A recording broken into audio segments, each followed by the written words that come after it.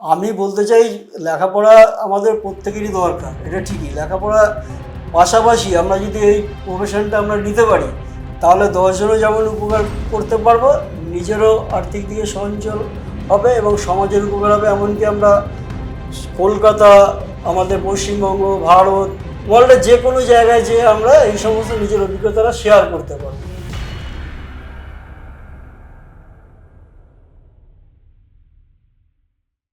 নমস্কার, আমরা কথা বলছিলাম প্রচুর প্রচুর নিউট্রিশনিস্টদের সঙ্গে এবং জানার চেষ্টা করছিলাম তারা ফিওনা একাডেমি থেকে পড়াশোনা করার পরে কিভাবে তারা কেরিয়ারকে প্রতিষ্ঠিত করতে পেরেছে এবং সমাজকে কিভাবে সেবা দিচ্ছে। আজকে কথা বলবো কলকাতার নিউ টাউন থেকে গোকুল চন্দ্র বিশ্বাসের সঙ্গে। তার একটা প্রাইভেট স্কুল আছে, হিন্দি, ইংলিশ, বেঙ্গলি সব কিছুই সেই স্কুলে পড়ানো হয় এবং তার সঙ্গে সঙ্গে উনি একজন ফুটবল প্লেয়ার। এখন উনি কোচিংয়ের কাজ করেন, মানে বিভিন্ন ফুটবলারদেরকে উনি কোচ করেন এবং তার সঙ্গে সঙ্গে ভারতবর্ষের যে আয়ুর্বেদা মন্ত্রক সেখান থেকে কিন্তু উনি যোগা নিয়েও পড়াশোনা করেছেন এবং যোগাসনেও কিন্তু উনি পারদর্শী। তো আমি জানতে চাইবো যে এরকম একজন মাল্টি ট্যালেন্ট এবং এরকম একটা বিভিন্ন কাজের সঙ্গে যুক্ত থাকা মানুষ আজকে ফিওনা একাডেমিতে এসে কেন নিউট্রিশনিস্ট নিয়ে বা নিউট্রিশন নিয়ে পড়াশোনা করেছেন। সো গোকুলবাবু নমস্কার। নমস্কার স্যার। আমার প্রথম প্রশ্ন যে আজকে এত কিছু করার পরে হঠাৎ করে নিউট্রিশন নিয়ে পড়াশোনা করার ইচ্ছে কেন আপনার মাথায় এলো? স্যার, আমার মাথায় আসার মূল কারণ হলো আমি কলেজের লাইফে হোমিওপ্যাথিক ডাক্তার নিয়ে পড়াশোনা করতাম। তা খুব ইচ্ছা ছিল এই লাইনটায় আসা, কিন্তু হঠাৎ বাবা চলে যাওয়ার পর থেকে ওটা আমার বন্ধ হয়ে তারপর থেকে আমি খুঁজছিলাম কী শেখা যায়। তা স্যারের আমি ভিডিও অনেকগুলো দেখেছিলাম, দেখে ভাবলাম একটু শরীর খারাপ হচ্ছিলো, স্যারের সাথে দেখা করি। তো ওইখান থেকে ফোন নাম্বারটা তুলে আমি সেই নাম অনুযায়ী স্যারের সাথে চিকিৎসার জন্য আসি। আর সেইখান থেকেই আমি ভাবি যে এই রাস্তাকে আমায় বহন করতে হবে। মানে আপনার একটা প্রবলেম হয়েছিল, সেইটার জন্য আপনি এসেছিলেন আমার কাছে। আচ্ছা, তারপরে এইটা জানতে যখন পারলেন এডুকেশনের ব্যাপারটা, সেটা নিয়ে আপনি তখন পড়াশোনা করলাম, পাস করলাম। তারপরে টুকটাক আমি পেশেন্টও দেখছি, তাদের অনেক আশীর্বাদও পাচ্ছি। তাতে আমার মনে হয় এই রাস্তাটা আমি ঠিক মতো যদি পারদর্শিতা হই, মানুষের সমাজের কাজ করতে হবে, মানুষের উন্নতি করতে হবে। বাহ বাহ। সো গোকুলবাবু যেটা আমাদেরকে জানালেন, উনি তো যথেষ্ট বয়োজ্যেষ্ঠ আমার তরফ থেকে বা আমার থেকে। উনি আজকে নিজের জীবনে প্রতিষ্ঠিত, কিন্তু মনে একটা স্বপ্ন বাসনা ছিল। কি বাসনা বলুন তো? যে উনি হোমিওপ্যাথি ভালোবাসতেন এবং মানুষের সেবা করতে চাইছিলেন, কিন্তু সেই সুযোগটা ওনার হচ্ছিল না। সেটা ফিওনা একাডেমির হাত ধরে আজকে কিন্তু ওনার হয়ে যায়। আচ্ছা গোকুলবাবু, এই যে আপনি পেশেন্টদেরকে দেখছেন, এখন আগে আপনি নিজে পেশেন্ট ছিলেন, এখন আপনি আবার অন্য পেশেন্টদেরকে দেখছেন, তো সেখানে কিছু যদি অভিজ্ঞতা আমাদের দর্শকদেরকে বলেন, যে কোনো একজন পেশেন্ট যাকে আপনি একটু সুস্থ করতে পেরেছেন বা ভালো হয়েছে, সে আপনাকে আশীর্বাদ দিয়েছে বা আপনার মনে খুব ভালো লাগা তৈরি হয়েছে, এরকম যদি কোনো অভিজ্ঞতা দর্শকদের বলেন আপনি। আমি বেশি দিন হয়নি তো পাস করে এসেছি। আচ্ছা। তার মধ্যে থেকে আমি যা মোটামুটি আমার অভিজ্ঞতা, সেই অভিজ্ঞতায় কাজে লাগিয়ে নানান রকম পেশেন্ট দেখেছি। সবই মানে সেরকম নর্মাল পেশেন্ট, সেরকম গভীরতা এখন আমি বড় সড়ো পেশেন্টকে আপনি এখনো দেখা শুরু করেননি। নরমাল যারা কিনা গ্যাস অ্যাসিডিটি বা যন্ত্রণা, মাথা যন্ত্রণা, মাইগ্রেন, সর্দি কাশি, যেটা ছোটখাটো যে জিনিসগুলো সেগুলো আপনি ঠিক করেছেন। এগুলো দেখেছি। কিন্তু সব থেকে একটা জিনিস আমি অবাক হলাম, আমার এক ভাগনা বইয়ের কানে একটা ছিদ্র হয়েছিল। তা সেখানে তুলসী ড্রপ দেওয়াতে উনি এত যন্ত্রণা অনুভব করছিল যে কিছুতেই সহ্য হচ্ছিল না।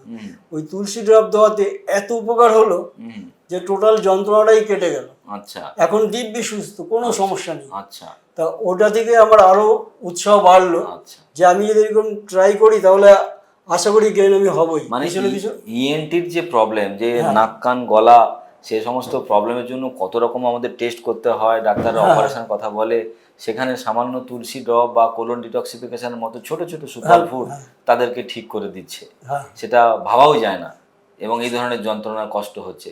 আচ্ছা গোকুলবাবু, আজকে আপনার মতো প্রচুর মানুষ তো বিভিন্ন পেশার সঙ্গে, ছোটোখাটো পেশার সঙ্গে যুক্ত বা ভালো ভালো পেশার সঙ্গে যুক্ত, তাদেরকে আপনার তরফ থেকে কি মেসেজ আপনি দিতে চান?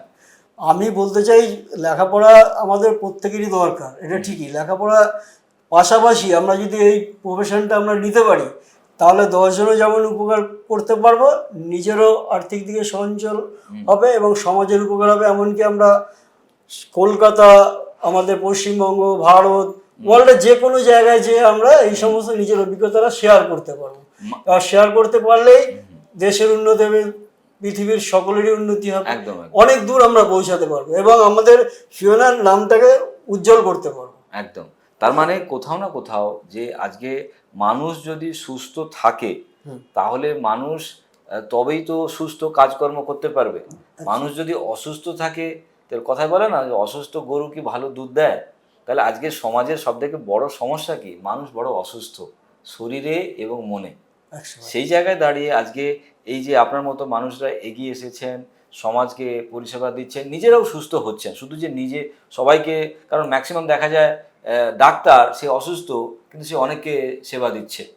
নিজে ডায়াবেটিককে হয়তো ভুগছেন, সে আবার অন্যের ডায়াবেটোলজিস্ট হয়ে অন্যের ডায়াবেটিককে ঠিক করার চেষ্টা করছে। কিন্তু ফিওনা একাডেমিতে যারা নিউট্রিশন নিয়ে পড়াশুনো করছেন তারা কিন্তু প্রথমে নিজেকে সুস্থ করছেন, নিজের পরিবারকে সুস্থ করছেন, তারপরে কিন্তু আজকে তারা সমাজের বিভিন্ন মানুষদেরকে সুস্থ করে তুলছেন। আচ্ছা, সমাজে যারা কিনা আজকে বিভিন্ন রকম ছাত্রছাত্রী যারা পড়াশুনো করছে, চাকরি বাকরির যে একটা অদ্ভুত রকমের কম্পিটিশান, সেই কম্পিটিশানের জায়গা থেকে ছাত্রছাত্রীদের কি এই নিউট্রিশনটা নিয়ে পড়াশোনা উচিত? 100বার। আমাদের এই নিউট্রিশনটার কোর্সটা করলে তাকে চাকরির চিন্তা করতে হবে না, নিজের পায়ে যেমন স্বনির্ভর হতে পারবে তেমন 10 জনের উপকার করতে পারবে এবং প্রচুর আশীর্বাদ পাওয়া যাবে। আজকের দিনে দাঁড়িয়ে মানুষের চাকরি পাওয়া এবং চাকরি চলে যাওয়া দুটোই ডিপেন্ড করছে অপরের লোককে। তার কারণ চাকরিটা সে করবে একটা কাজের বিনিময়ে, কিন্তু সেই কাজটা কি একটা সার্টিফিকেটের উপর দাঁড়িয়ে আছে। আজকে ফিওনা একাডেমি যে পড়াশোনাটা করাচ্ছে সেটা একটা স্কিল ওরিয়েন্টেড, মানে মানুষকে হাতে কলমে শেখানো হচ্ছে যে একটা মানুষ কি করে সুস্থ থাকতে পারে, কি খাবার খেলে কেমন করে সে তার জীবনকে সুস্থ করতে পারবে। সো ধন্যবাদ গোকুলবাবুকে, ধন্যবাদ কারণ গোকুলবাবু একজন অল ইন্ডিয়া ফুটবল ফেডারেশনের কোচ এবং তার সঙ্গে সঙ্গে তিনি একটা শিক্ষা প্রতিষ্ঠান চালান এবং তার সঙ্গে সঙ্গে যোগা প্রাণায়াম এটাও নিজে ভালোবাসেন এবং এর সঙ্গে ফিওনা একাডেমি নিয়ে ওনার খুব ইন্টারেস্ট এবং উনি পড়াশুনো করেছেন। সো সেই কারণে আমার তরফ থেকে গোকুলবাবুকে ছোট্ট একটা উপহার, খাবার যখন ওষুধ, কারণ আমরা খাবার যদি ঠিকমতো করে খেতে পারি তাহলে ওষুধ খাবার আর প্রয়োজন নেই। সো ধন্যবাদ।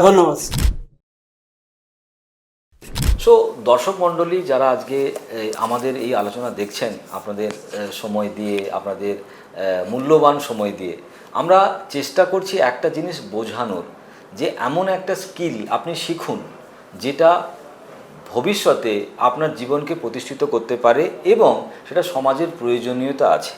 যেমন একটা সামান্য একটা ওয়েল্ডার, সামান্য একজন টেকনিশিয়ান, সামান্য একজন কার্পেন্টার, তারা কিন্তু একটা স্কিল শিখেছিল বলে তারা কিন্তু তাদের নিজের রুটি জীবন চালাতে পারে।